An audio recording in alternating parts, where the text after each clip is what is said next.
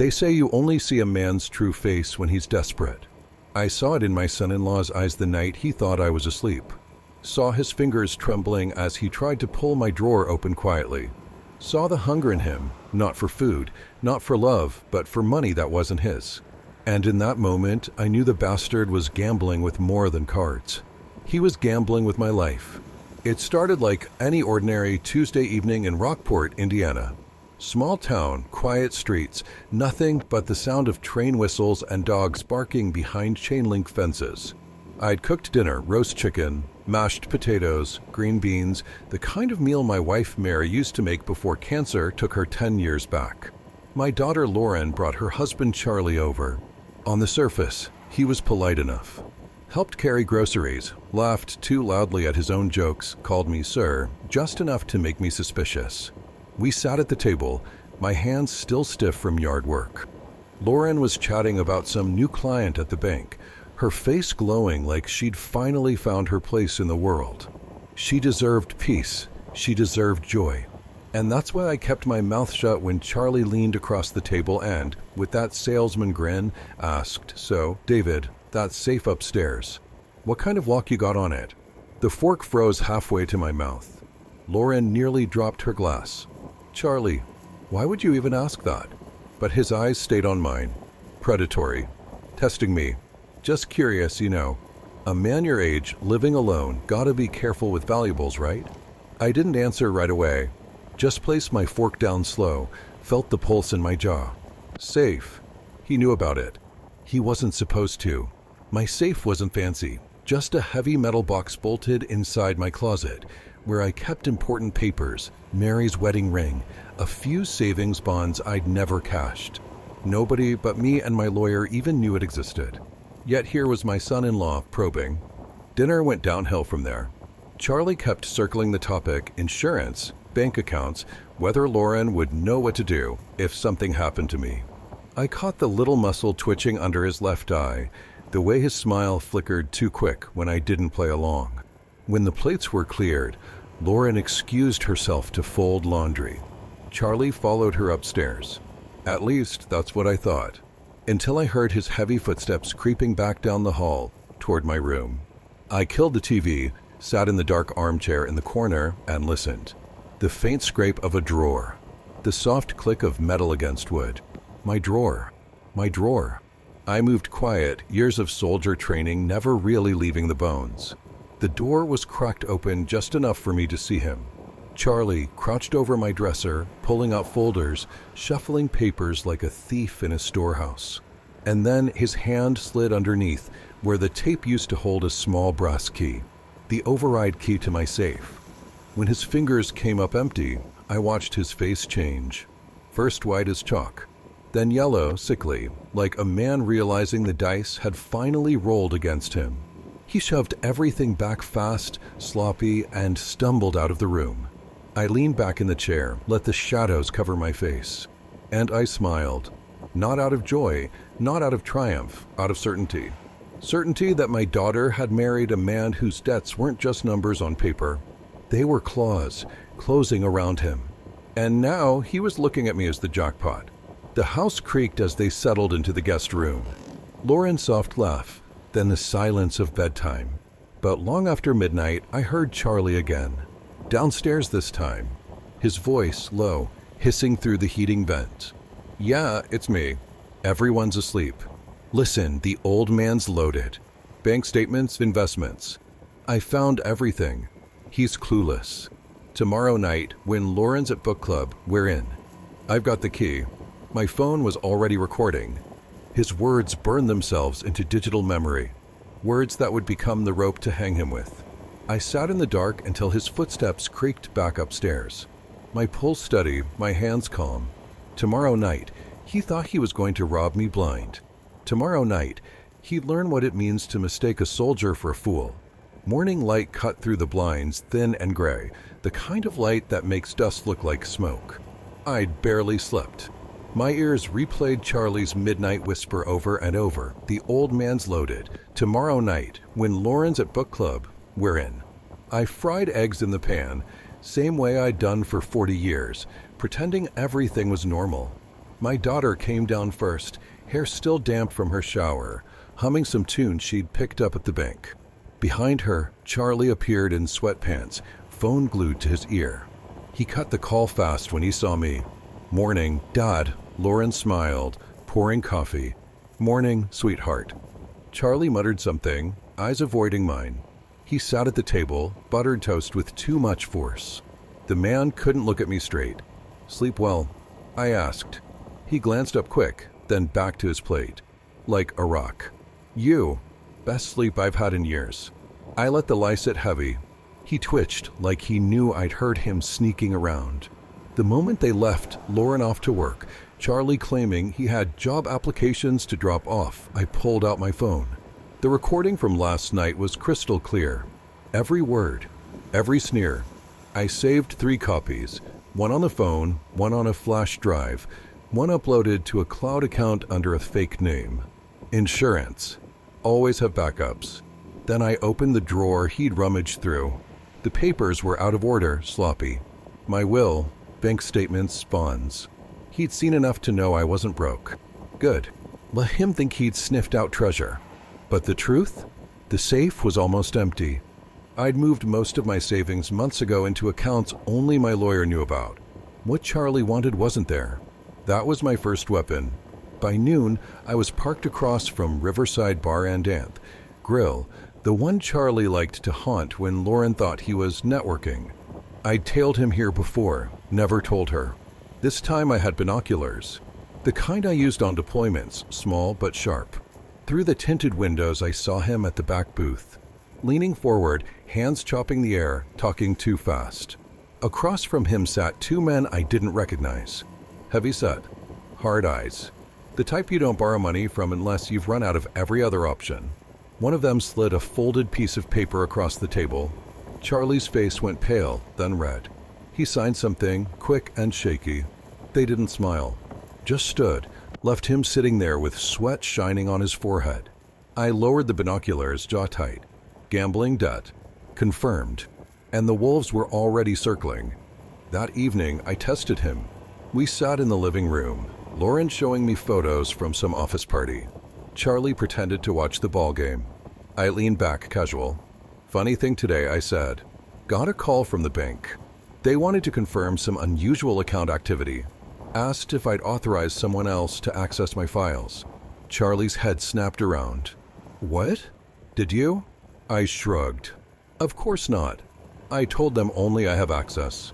But I wonder who'd be stupid enough to try." For a split second, panic flickered in his eyes before he masked it with a laugh. "Probably some hacker. Happens all the time. Old folks are prime targets. Old folks." The words slid out of his mouth like a knife. I forced a smile, let him think I'd swallowed it. But inside, my patience was burning to ash. When Lauren went to bed, I stayed up. Pretended to nod off in my chair, newspaper on my lap. Around midnight, I heard him again. Quiet footsteps. He thought I was sleeping. He went to the closet this time, the one where the safe was bolted. I watched through a slit in the reflection of the hallway mirror. He knelt, tried the handle, then cursed under his breath. No luck. He slipped something back into his pocket, probably that missing key, and shuffled away. The safe was bait, and he'd just proven he couldn't resist it. The next morning, I made my move.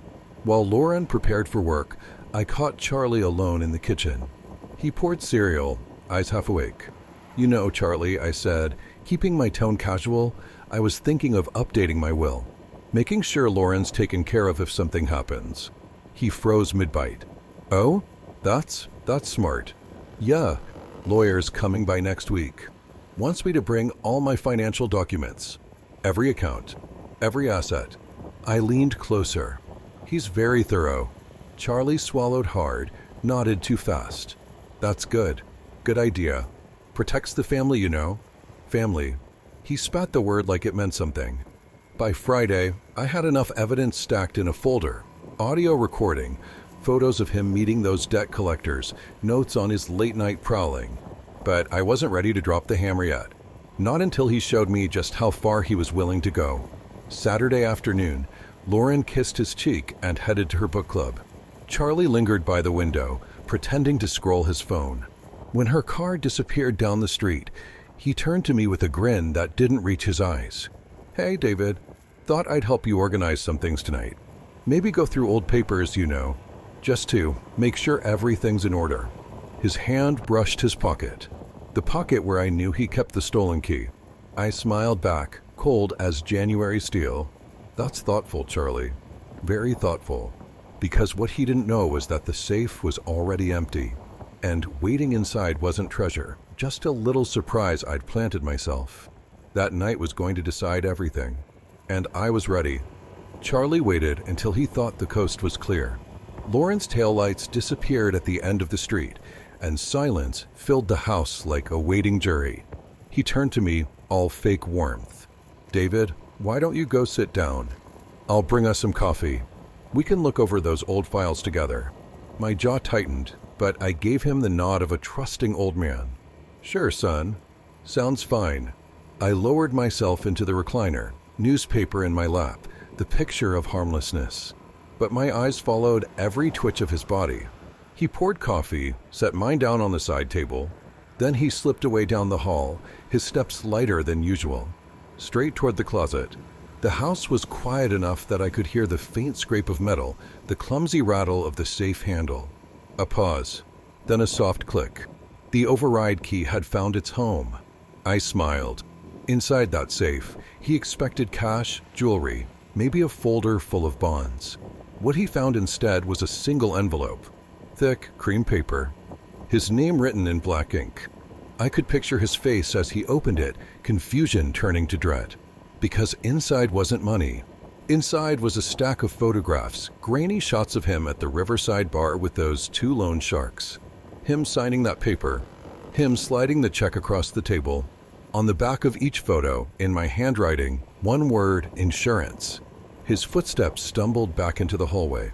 He reappeared in the living room, trying hard to compose himself, envelope half hidden in his hand. His face was pale, lips tight. "Find something?" I asked, sipping my coffee slow. He forced a laugh. "Just some old receipts. Nothing important." "Receipts?" I let the word hang, then looked at the envelope sticking out of his fist. "Funny, those don't look like receipts." For the first time since I'd known him, Charlie didn't have a quick answer. He just stood there, caught between bluffing and bolting.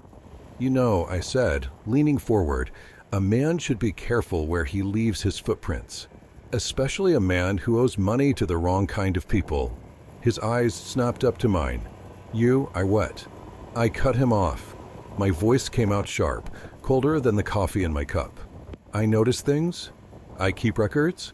Or maybe I don't sleep as heavy as you think." Silence. The kind of silence that crushes. He finally tried the only defense left to him, anger. "You had no right spying on me," he hissed. "Those pictures, those are private. You don't understand what kind of pressure I'm under." "Oh, I understand pressure," I said, standing now, every inch of me straight, steady. "What I don't understand is why a man married to my daughter thinks he can solve his problems by stealing from me." He blinked fast, trying to regroup. "It's not like that. I just needed to see what you had.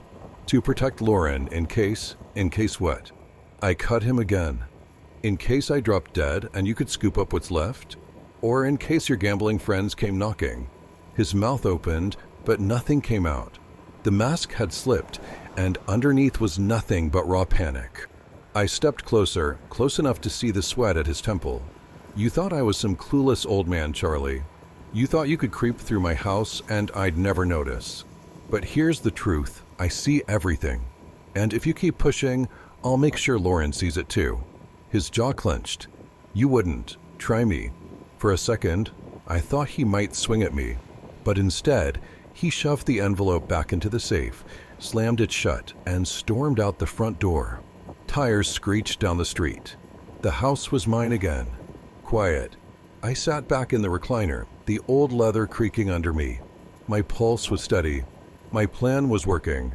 He was rattled.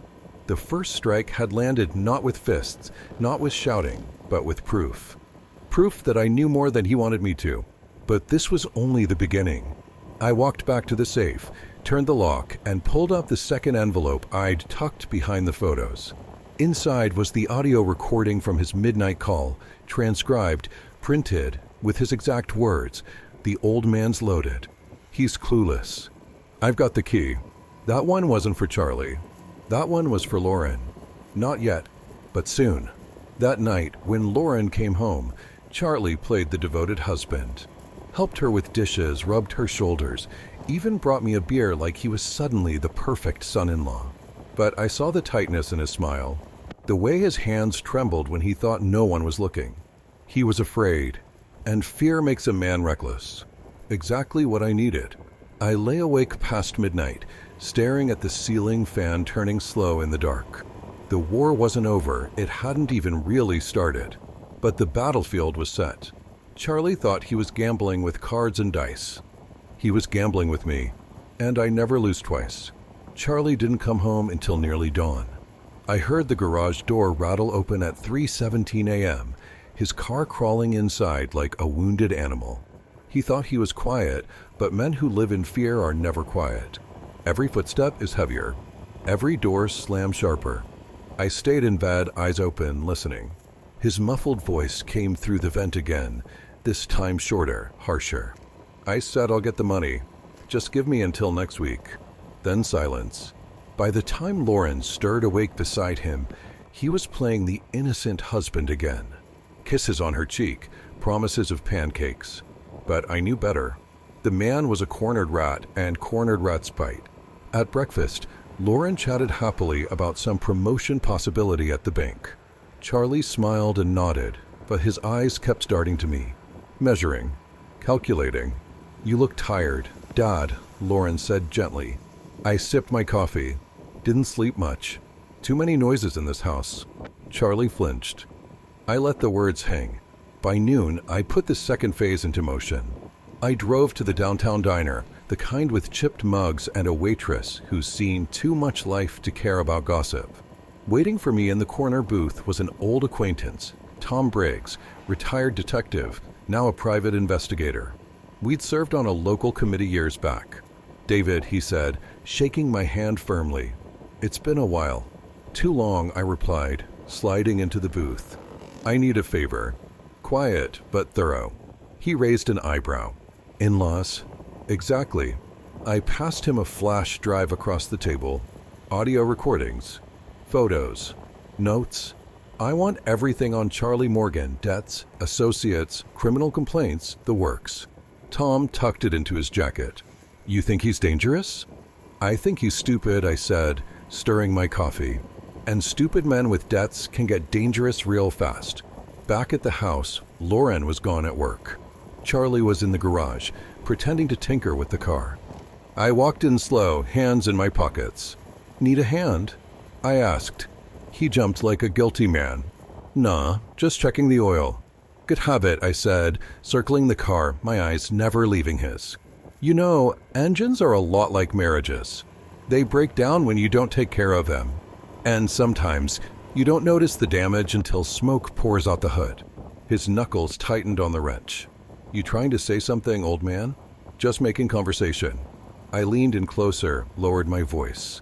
But if I were saying something, I'd tell you the smoke's already showing. Our eyes locked.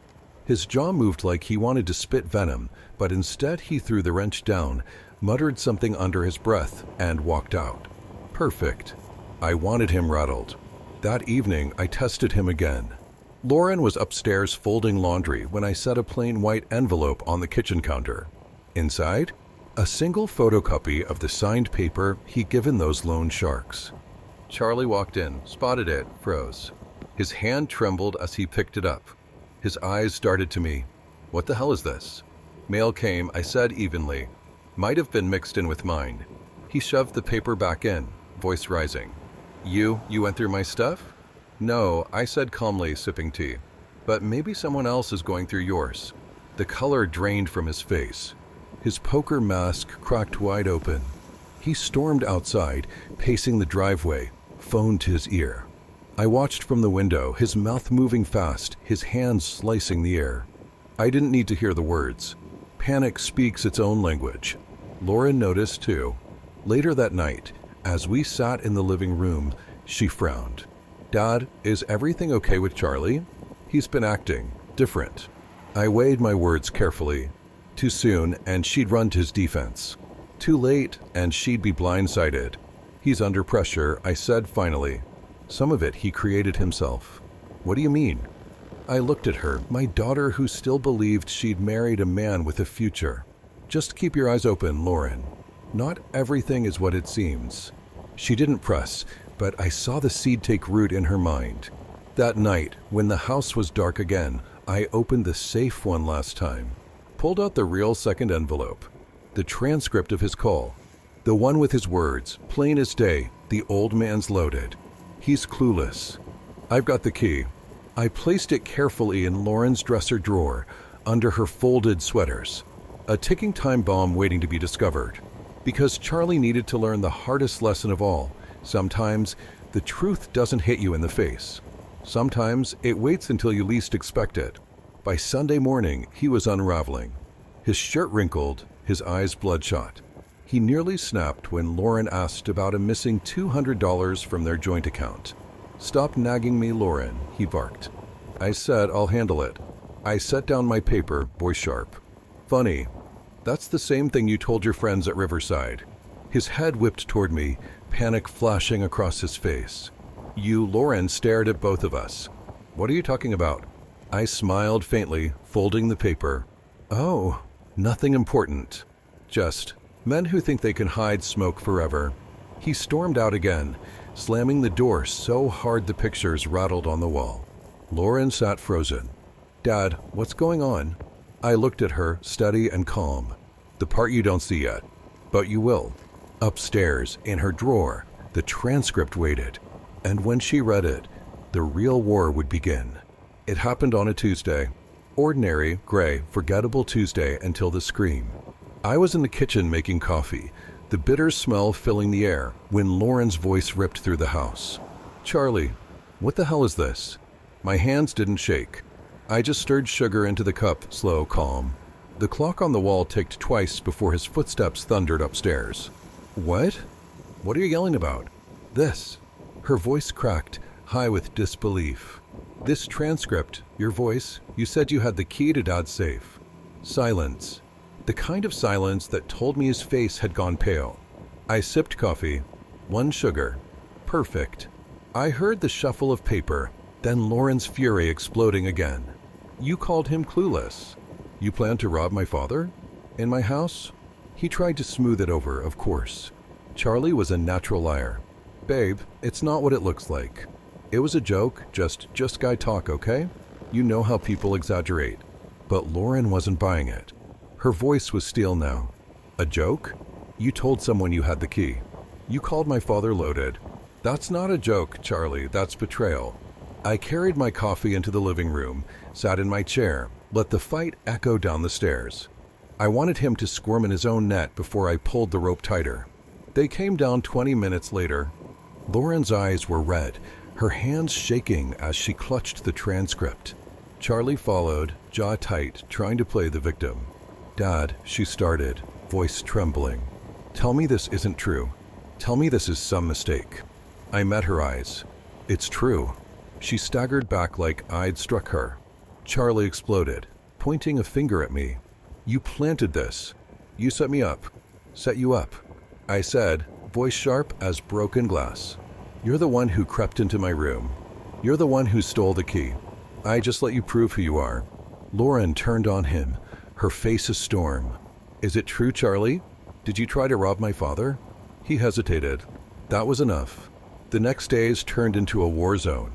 Lauren barely spoke to him, and when she did, it was all accusation. I stayed quiet, watching the cracks widen. Charlie drank more, paced at night, took call after call in the garage with that low, desperate tone. By Thursday, the loan sharks weren't subtle anymore. A black SUV idled at the curb 2 nights in a row, men inside smoking, watching. Lauren noticed. "Charlie, who are those guys?" "Friends," he snapped. "Just friends." She wasn't stupid. I saw her look at me, panic in her eyes, questions forming she wasn't ready to ask. That's when I pressed harder. Friday morning, I dropped a fresh envelope on the counter while Lauren made breakfast. She opened it without a thought and froze. Inside were photos of Charlie at the bar with those same men. Him signing that paper. The look on her face when she saw it was pure devastation. She turned to him, holding the photos like evidence in a murder trial. "You lied to me." He snatched them from her hands, voice rising. "Who the hell's been following me?" His eyes shot to me wild. I stood steady. "Doesn't matter who. What matters is why you needed their money in the first place." His fists clenched, shoulders squared. For a moment, I thought he'd lunge at me. But Lauren stepped between us, tears streaking down her face. "I don't even know who you are anymore," she whispered. Charlie stormed out, slamming the door so hard the glass rattled. That night, Lauren sat at the kitchen table, head in her hands. I set a cup of tea in front of her. "Dad," she said, voice broken, "how long have you known?" "Long enough, I admit it. But I needed you to see it for yourself. Otherwise, you'd never believe me." She stared into the tea, eyes hollow. "He said he was looking for jobs. That he was stressed. I thought marriage was supposed to mean trust. Trust has to be earned," I said quietly. And he gambled it away. But I wasn't finished. Not by a mile. Saturday, I paid Tom Briggs another visit. He slid a folder across the diner table. "Your son-in-law's deep," Tom said. 30 grand owed to those sharks, maybe more. They've given him a deadline. End of the month. If he doesn't pay, things get ugly. I flipped through the reports. Bank withdrawals, casino visits, credit card debt. Ugly didn't begin to cover it. "Good work," I told him, tucking the folder into my jacket. "Now it's my turn." When I came home, Lauren was waiting. Eyes red, voice flat. "He says he can fix this. He says if I just trust him, he'll make it right." I looked her dad in the eye. "Sweetheart, he can't fix it. Because men like Charlie don't fix problems. They're the problem." She broke then, sobbing into her hands. I stood there, jaw tight, every part of me torn between comfort and fury. But I knew what had to happen. I had the evidence. I had the leverage. And soon, everyone, Lauren, the sharks, even Charlie himself, would know who held the real cards in this house. Because I wasn't the old fool he thought I was. I was the executioner, and the blade was almost ready to fall. By Sunday evening, the storm had no place left to hide. Lauren had stopped speaking to him altogether, her silence sharper than any knife. Charlie wandered the house like a caged animal, muttering into his phone, slamming doors, pouring bourbon at noon. The walls themselves seemed to lean away from him, tired of carrying his lies. I'd lived long enough to know the rhythm of a collapse. First denial, then panic, then anger. After that, begging. Charlie was already slipping from panic to anger. The begging part was coming, and I intended to be there when it broke him. I put my plan in motion Monday morning. Drove down to an old office on Main Street where Tom Briggs waited, a fresh manila folder in hand. "Got more for you," Tom said. "Your son-in-law's debts aren't just gambling. He's been writing bad checks. Couple local businesses already flagged him." I flipped through the paperwork. Bounced checks from hardware stores, bars, even a car repair shop. Each signature of his like a fresh nail in his coffin. "Perfect," I said. "Can you make certified copies?" Tom grinned. "Already did. You planning to take this to the police?" "Not yet," I said, sliding the folder shut. "First, I want him to feel the walls close in. Publicly." That evening, the opportunity dropped right in my lap. Lauren insisted we attend her friend's birthday dinner at a local steakhouse. She needed a break from the tension.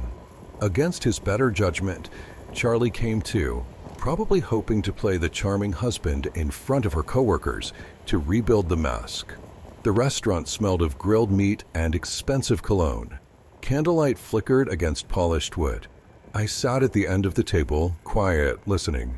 Charlie laughed too loud, ordered top-shelf liquor he couldn't afford, flashed smiles that didn't reach his eyes. Lauren, one of her colleagues, said, "You're lucky to have such a confident man. Bet he takes good care of you." Her smile was brittle. "You could say that." Charlie beamed, raising his glass. That's when I struck. "So, Charlie," I said, voice carrying just enough to silence nearby chatter. "How's business with the gentleman at Riverside Bar? Paid them back yet?" The table froze. Charlie's grin snapped shut. Excuse me? You know, I continued calmly, swirling my water, the loan sharks. 30 grand, was it? I've got the paperwork if anyone wants to see. Gasps rippled through the group.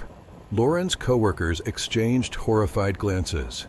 Lauren herself went pale, her hands gripping the edge of the table. Charlie slammed his glass down so hard it cracked. You son of a careful, I cut him off, voice cold. I've also got recordings. You calling me clueless, bragging about stealing from me. Want me to play it? The table erupted in whispers. One woman stood, muttering something about needing air. A man shook his head, disgust plain on his face. Charlie's mask was gone now, rage boiling through. This is slander. He's making it up. I leaned forward, eyes locked on him. Try me. One more word, and I'll email the audio to everyone at this table. Silence fell again, heavier this time. Charlie's hands shook on the tablecloth. For the first time, he looked small. Lauren pushed her chair back, standing. Her voice trembled, but it was steady enough. I'm done, Charlie. I can't even look at you. She walked out of the restaurant, her coworkers following like witnesses leaving a courtroom. I stayed seated, savoring the sound of his collapse. Back home, Lauren locked herself in the guest room. I heard her sobbing through the door, and for once I didn't go to her. Some truths have to be faced alone.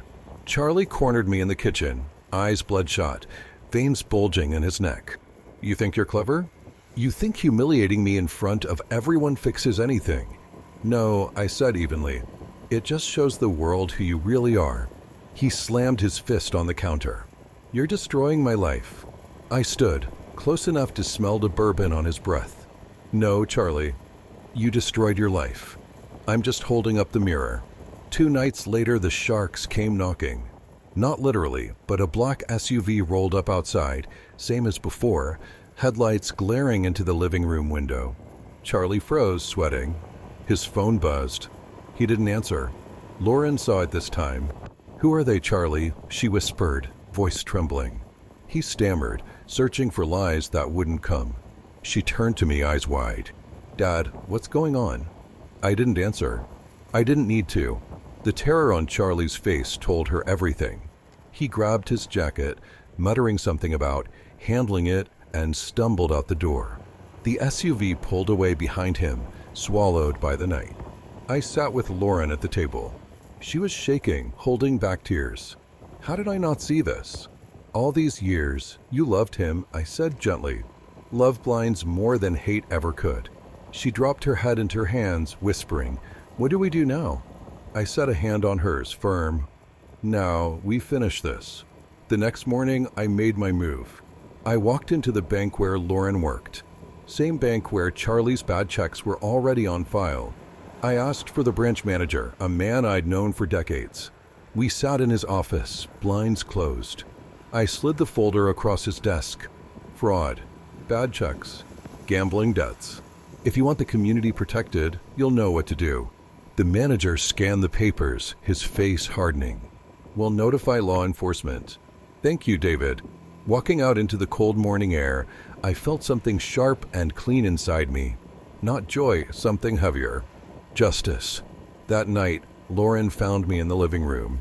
Her eyes were swollen, but her jaw was set.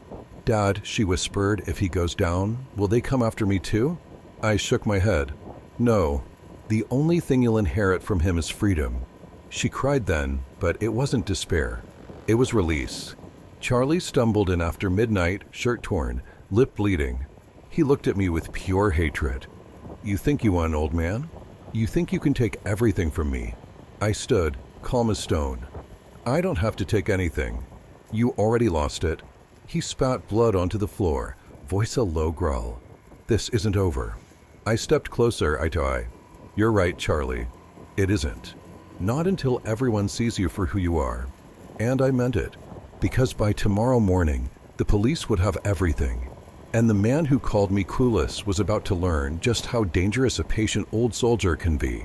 The knock came just after midnight. 3 slow raps. Too heavy for a neighbor, too patient for delivery. I already knew who it was. Charlie. I killed the lamp and let the room drown in darkness, my body still as stone in the armchair by the window. Through the thin curtains, I caught the glow of headlights slicing across my yard, then cutting out. The black SUV again. His collectors. His nightmare following him home. The door creaked open downstairs. I didn't move, just listened. His footsteps were frantic, uneven. A drawer yanked open, slammed shut. Cabinet doors rattled. The bastard was tearing through my house like it was already his. Then his voice, ragged, breaking. Where the hell is it? He was looking for the safe key again. Desperate now. He'd already lost control. I stood and moved silently down the hall, my palm brushing the wall for balance. The soldier in me counted his movements, his mistakes. He was loud. Too loud. Fear makes people sloppy.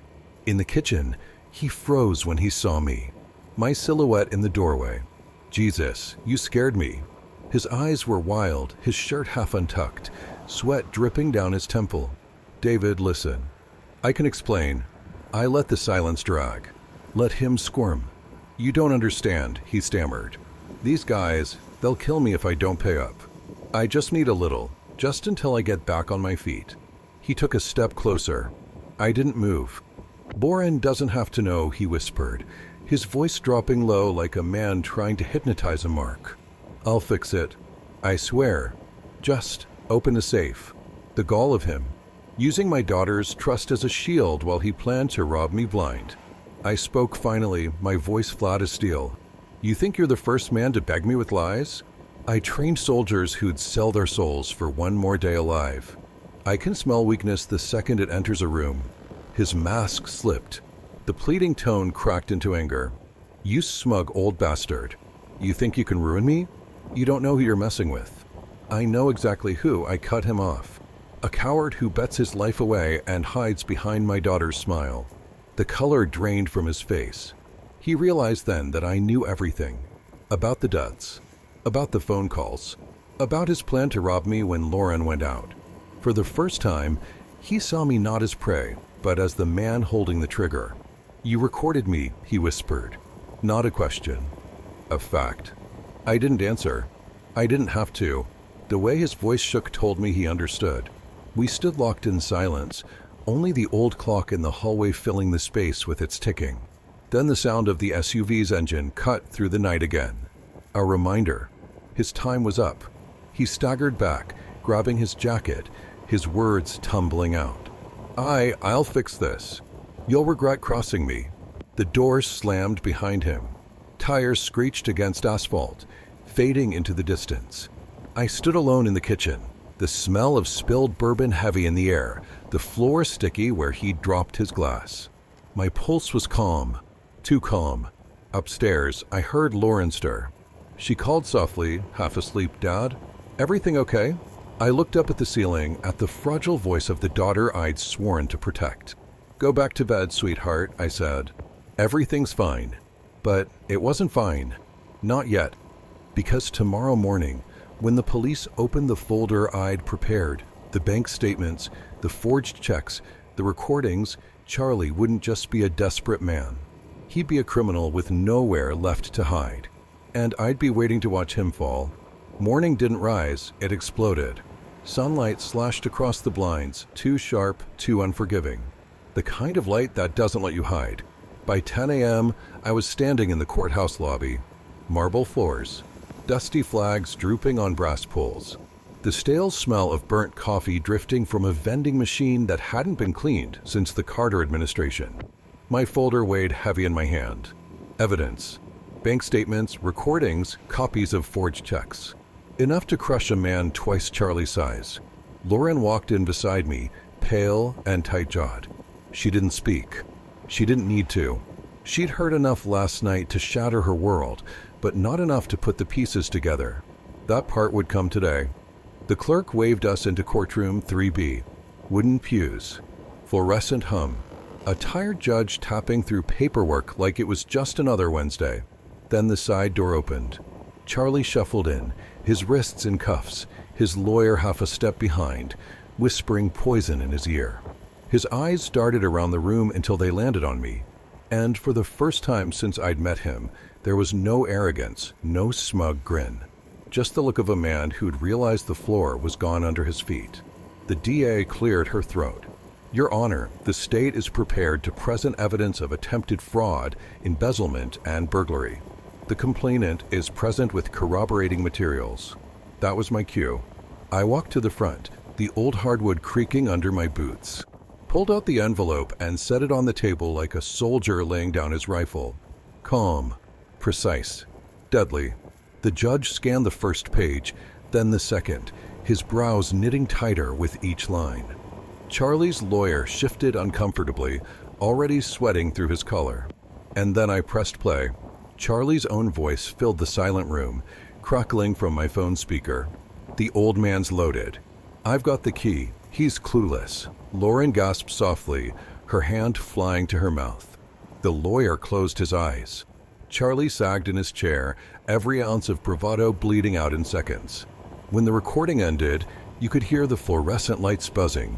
That's how quiet it was. The judge leaned back. Mr. Morgan, this is damning. Bail is denied. Trial date will be expedited.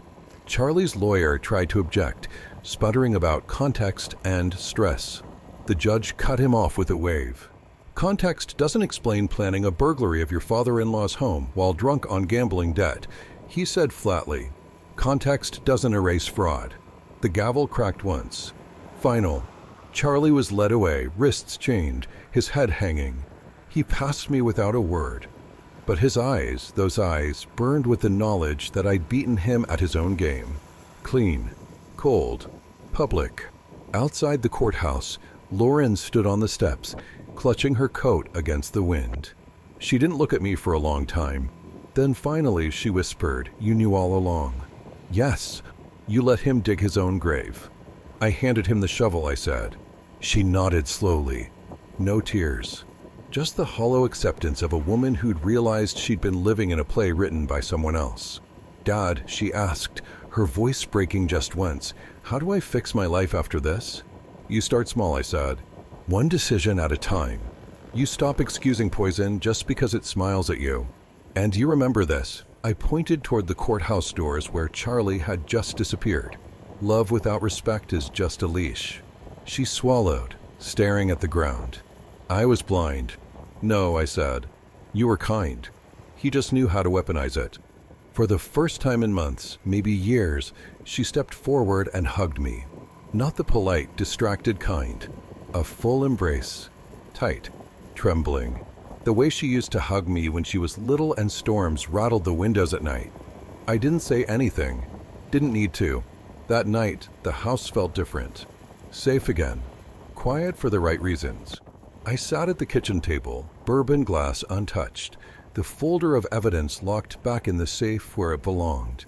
Through the open window, I heard crickets and the faint hum of a neighbor's radio. The kind of normal sounds you stop noticing until danger's gone. On the mantel, the clock ticked. Measured. Final. Charlie thought I was a mark. A clueless old man. But I was a soldier long before I was a father-in-law. And soldiers don't lose wars. Not in their own homes.